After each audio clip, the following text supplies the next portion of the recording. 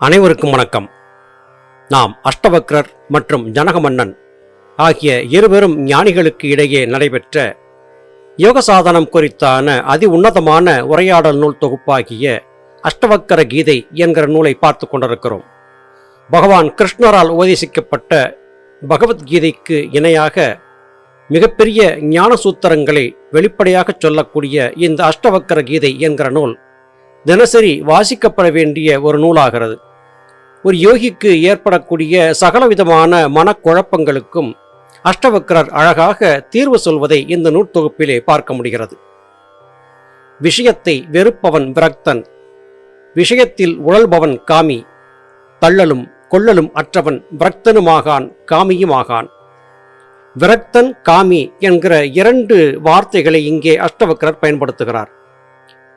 தான் செய்யக்கூடிய செயலிலே தன்னால் செயல்பட முடியாத நிலை ஏற்படும் போது, தன்னால் இயலாது என்கிற நிலை வரும்போது ஒருவனுக்கு விரக்தி ஏற்படுகிறது. அதாவது இது நம்மால் ஆகாது என்கிற மனவெறுப்பும் வேதனையும் ஏற்படுகிறது. இந்த உணர்வை விரக்தி மனப்பான்மை என்று சொல்லுகிறோம். காமி என்று சொன்னால் ஆசை வயப்படுவது. அனைத்திற்கும் ஆசை வயப்படக்கூடிய மனநிலையை காமியின் மனநிலை என்று குறிப்பிடுகிறார்கள். ஒரு காரியத்திலே ஈடுபடும் போது இது நம்மால் ஆகாது என்று அதை வெறுத்து விரக்தியோடு ஒதுங்கி செல்லக்கூடியவன் வெற்றியாளன் ஆக மாட்டான்.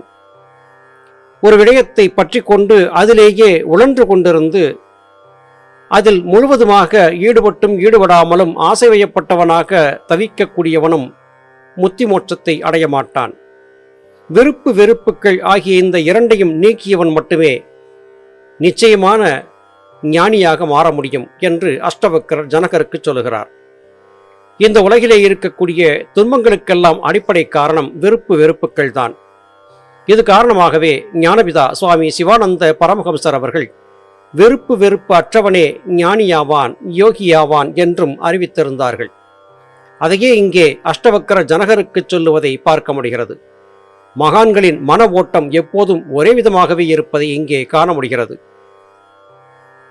விசாரணை அற்ற நிலைமையையே தலமாக கொண்ட சம்சார புதரின் முளையாம். அவா உயிர்த்துள மட்டுமே தள்ளலும் கொள்ளலும் உள்ளவையாம்.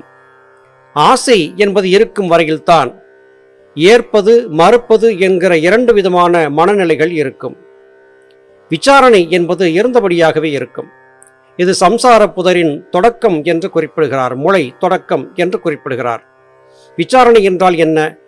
அகங்காரம் என்கிற மனம் கண்ணால் கண்ட, காதால் கேட்ட, நாசியால் நுகர்ந்த, வாயால் சுவைத்த, உடலால் தொட்டுணர்ந்த சகல விடயங்களை பற்றியும் ஆராய்ச்சி செய்து கொண்டே இருக்கிறது. அதை பற்றி விசாரணை செய்து கொண்டே இருக்கிறது. இந்த விசாரணை என்பதுதான் சம்சார பந்தம் என்கிற முட்புதரின் தொடக்கமாக இருக்கிறது என்று குறிப்பிடுகிறார். ஆசை என்பது உயிரோடு இருக்கும் வரையிலும் இந்த வெறுப்பு என்று அழைக்கப்பட்ட இரண்டு குணங்களும் இருந்து கொண்டேதான் இருக்கும். விருப்பு வெறுப்புகளை ஒருவன் நீக்கிக் கொள்ள வேண்டும் என்றால் ஆசையை விட்டொழிக்க வேண்டும். புலன்கள் வழியாக மனம் வெளியே சென்று சலிக்கும் போது ஒவ்வொன்றை பற்றியும் மனம் ஆராய்ந்து கொண்டே இருக்கிறது. இந்த ஆராய்ச்சி நிலையை தள்ள வேண்டும் என்று அஷ்டவக்ர ஜனகருக்கு சொல்லுகிறார். ஜனகருக்கு மட்டுமல்ல, நம் அனைவருக்குமே இந்த அறிவுரை பொருந்தும்.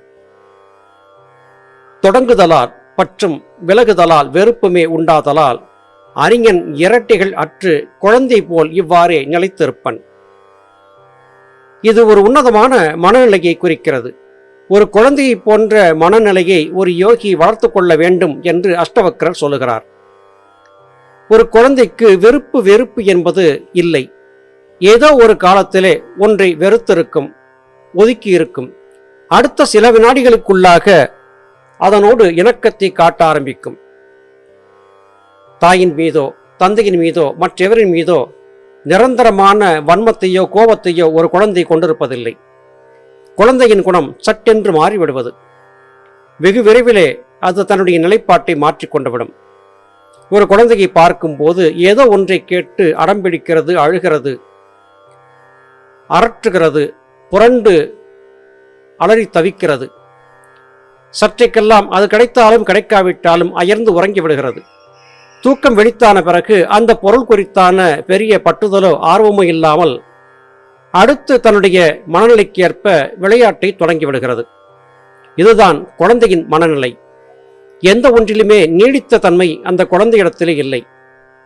ஆனால் தன்னை ஞானியாக கருதி கொள்ளக்கூடியவன் ஒன்றை பற்றி கவலைப்படுகிறான். அந்த ஒன்றை தொடங்குவதிலிருந்து அதிலே வெறுப்புகளை வளர்த்து கொள்கிறான்.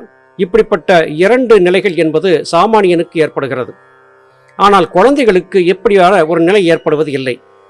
இந்த நிலையைத்தான் இங்கே அஷ்டவக்ரர் ஜனகருக்கு சொல்லுகிறார். வெறுப்புகள் என்பவை குழந்தைகளுக்கு இல்லை. ஒரு குழந்தையைப் போல உன்னுடைய மனநிலையை மாற்றிக்கொண்டு விட்டால் நிச்சயமாக நீ ஆனந்தம் கொண்டவனாக இருப்பாய் என்று அஷ்டவக்ரர் ஜனகருக்கு சொல்லுகிறார். துன்பத்தை தொலைக்கும் விருப்பினால் அவாவுற்றவன் உலகியலை துறக்க விரும்புகிறான். அவா ஒழிந்து விடுதலை உற்றோன் உலகிலிருந்தும் துன்புறான். இந்த உலக வாழ்க்கை வாழ்வதிலேயே நம் அனைவருக்கும் மிகப்பெரிய மனப்போராட்டம் இருக்கிறது. ஒரு வேளையிலே இந்த உலக வாழ்க்கை வேண்டாம் என்கிற வெறுப்பு ஏற்படுகிறது. சற்றைக்கெல்லாம் அதிலிருந்து மனம் மாறுபட்டு இன்னமும் கொஞ்சம் இந்த உலக வாழ்க்கை அனுபவிக்க வேண்டும் என்கிற ஆசை ஏற்படுகிறது. ஒரு சமயத்திலே உலக வாழ்க்கையை துறக்க வேண்டும் என்று கருதுகிறான். மற்றொரு சமயத்திலே ஏதாவது ஒரு காரணத்துக்கு மறுபடியும் உலக வாழ்க்கையிலே பற்று கொண்டு விடுகிறான். இப்படிப்பட்ட மனநிலையிலேயே பெரும்பாலான மனிதர்கள் தங்களுடைய வாழ்க்கையை கழித்துக் கொண்டிருக்கிறார்கள். உண்மையிலேயே மனிதன் தன்னுடைய துன்பத்தை தொலைத்துக் கொள்ள வேண்டும் என்று விரும்பினால் அவன் ஆசைகளை முதலிலே துறக்க வேண்டும். உலகில் சார்ந்திருக்கக்கூடிய மன ஓட்டத்தை தடுத்து நிறுத்த வேண்டும். ஆசைகள் அற்று எந்தவிதமான பற்றும் இல்லாமல் இந்த உலக பந்தங்களை எல்லாம் எவன் ஒருவன் புறக்கணிக்க பழகுகிறானோ அவன் இந்த உலக வாழ்க்கையிலே இருந்தாலும் கூட அவனுக்கு துன்பம் என்பது ஏற்படாது. வாழுகிற வாழ்க்கை எப்போது நமக்கு முடிவுக்கு வரும் என்பதை பராபரம் நன்கறியும். அதுவரையிலும் இந்த உலக வாழ்க்கையை வாழ்ந்துதான் ஆக வேண்டும். அப்படி வாழ்ந்து கொண்டிருக்கக்கூடிய நிலையிலே ஒரு யோக சாதகன் தன்னுடைய வாழ்க்கையிலே மிகவும் கவனமாக பயணிக்க வேண்டியிருக்கிறது. அவா அற்றவனாக எந்தவிதமான வெறுப்புகளுக்கும் இடங்கொடாதவனாக தன்னை தகவமைத்துக் கொள்ள வேண்டியது ஒரு யோகியின் கடமையாகிறது. ஒரு குழந்தையைப் போல தன்னுடைய மனநிலையை மாற்றிக்கொண்டு எந்தவிதமான பற்றுக்களுக்கும் இடங்கொடுக்காமல் மனம் சார்ந்து தன்னுடைய போக்கை மாற்றிக்கொண்டு விடாமல் எச்சரிக்கையாக இருந்தால் இந்த உலக வாழ்க்கையிலே வாழ்ந்திருந்தாலும் கூட அவன் எந்த துன்பத்தையும் அனுபவிக்க மாட்டான். காரணம், வெறுப்பு என்கிற இந்த 2ம் தான் துன்பங்களை தருகின்றன. இந்த வெறுப்புகளை நீக்கிவிட்ட ஒரு யோகிக்கு நிச்சயமாக துன்பம் என்பது இருக்காது. அவன் எத்தனை காலம் இந்த உலக வாழ்க்கையிலே வாழ்ந்திருந்தாலும் ஆனந்தமானவனாகவே வாழ்ந்திருப்பான் என்று அஷ்டவக்ரர் ஜனகருக்கு அறிவுரை சொல்கிறார். அருமை சகோதர சகோதரிகளே, இந்த உலகிலே ஏற்படக்கூடிய அனைத்து விதமான துன்பங்களுக்கும் வெறுப்புகள் தான் காரணம் என்பதை மறுப்பதற்கில்லை. வெறுப்புகளை நீக்கி ஜனகன் பெற்ற ஆனந்தத்தை நாமும் பெறுவோம் என்பதை சொல்லி இன்றைய இந்த பதிவை நிறைவு செய்கிறேன். மீண்டும் அடுத்த பதிவிலே உங்களை சந்திக்கிறேன். அதுவரையிலும் நன்றி, வணக்கம்.